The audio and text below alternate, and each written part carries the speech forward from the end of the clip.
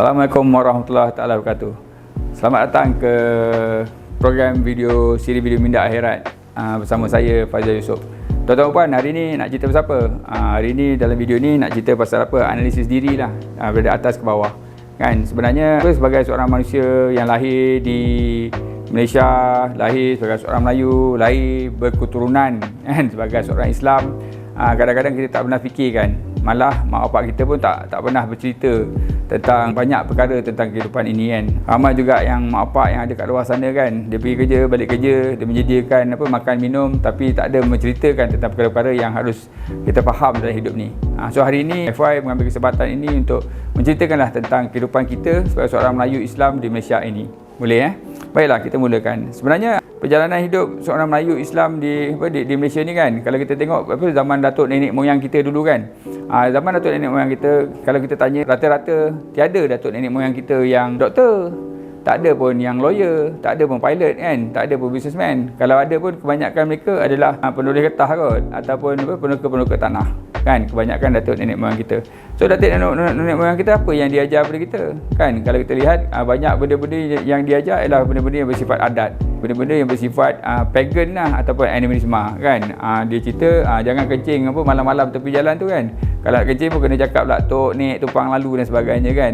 Dan macam-macam lagi yang kita dengar upacara-upacara, ada adat yang dibawa oleh orang Melayu tu tadi kan. Dan salah satu yang kita banyak percaya ialah mengenai hantu lah. Kita percaya pada hantu kan, hingga menyebab kita malam-malam jadi takut tuan-tuan puan kan. Sedangkan kalau kita tengok dalam hal ni dalam hal ni tuan-tuan puan kan, kita sebagai seorang Islam macam mana pula nak percaya dengan hantu? Sebab dalam Quran tu tidak ada cerita pun tentang hantu. Dalam Al-Quran tu ceritanya adalah tentang jin, tentang malaikat, tentang bidadari syurga. Tak ada pun sebut tentang toyol, tentang zombie, tentang Dracula dan sebagainya. So kita confused sebenarnya tuan-tuan puan. Kita confused dalam perjalanan hidup kita sebagai Melayu Islam ni kan. Kita confused, kita ni Melayu ke Islam kan. Kita confused. Sedangkan sebagai seorang Melayu ada banyak benda yang tidak diceritakan. Contohnya kalau kita nak masuk bilik air kan, sebagai seorang Melayu mana ada doa-doa dia ke apa ke kan. Itu cerita dia kan. Sedangkan dalam Islam dia komplit, semua benda ada.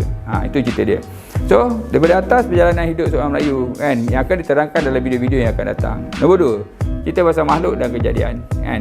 Makhluk dan kejadian tuan-tuan puan, kalau kita fikir balik kan, semua benda yang ada di muka bumi kan, semua adalah makhluk-makhluk yang dicipta oleh Ta'ala. Dia dua je tuan-tuan puan, sama ada dicipta ataupun mencipta. Yang mencipta satu je, Allah Ta'ala. Yang dicipta semua benda yang ada kat muka bumi ni, daripada gunung, pokok, angin, gelombang, frekuensi, gunung, rokok kan, semua dicipta kan. Rokok datang daripada pokok tembakau kan. Jadi tuan-tuan puan, kita kena faham lah di mana kedudukan kita sebagai seorang manusia. Allah cipta jin, kat mana kedudukan jin? Allah cipta malaikat, kat mana kedudukan jin, malaikat kan. Begitulah seterusnya. Kita kena faham kedudukan tu tadi. Kita sebagai manusia, kita kena faham kedudukan kita. Kita nak letak mak kita kat bawah atau nak mak kita kat atas kan.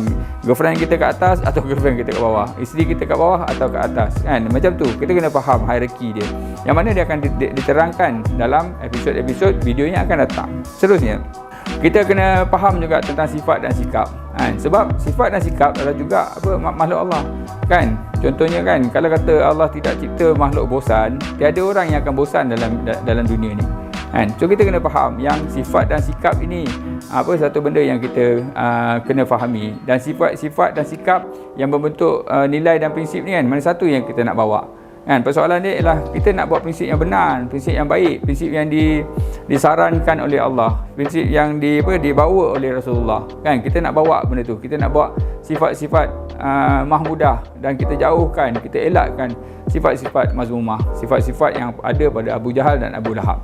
Yang itu kita kena faham. So seterusnya tuan-tuan puan, kalau kita berjaya masukkan sifat tu kan, kita akan punya akhlak yang baik, kita punya adab yang baik kan. Kalau kita lihat rata-rata para ustaz ke para ulama mengatakan yang adab dulu sebelum ilmu. Adab lebih utama dari ilmu. Kalau kita nak berilmu kan, nak cari ilmu, kalau kita tak ada adab, tak ada gunanya kan. Ilmu tu akan jadi sia-sia, ilmu tu tak akan masuk dalam diri kita. Jadi kita kena faham tentang apa perbezaan sifat dan sikap dan apa yang nak kita bawa dalam diri kita. Dan akhir sekali tuan-tuan puan, kalau kita faham keseluruhan cerita ini kan tuan-tuan puan, kita akan jadi seorang yang berminda akhirat kan. Berminda akhirat ni maksudnya apa tuan-tuan? Kita akan jadi seorang yang dikurniakan Allah dengan dinamakan sebagai taufik, petunjuk dan hidayah dia. Allah akan bagi afiat, kan, Allah akan bagi akan memelihara kita dalam apa kita lakukan. Kita akan dapat kefahaman dalam agama.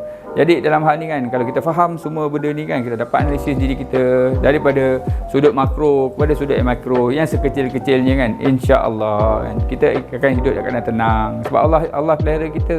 Kita akan hidup dalam keadaan yang bahagia, insya-Allah, sekiranya kita menjadi seorang yang berminda akhirat.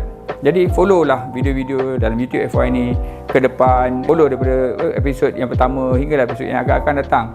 InsyaAllah tuan-tuan, sekiranya anda dapat mencantumkan semua titik-titik yang FY sampaikan tu kan, InsyaAllah petunjuk dan hidayah akan jadi milik anda. Sesungguhnya yang baik dari Allah, yang tak baik daripada diri saya sendiri. Kita jumpa lagi dalam video yang akan datang. Jumpa lagi tuan-tuan. Assalamualaikum. Bye.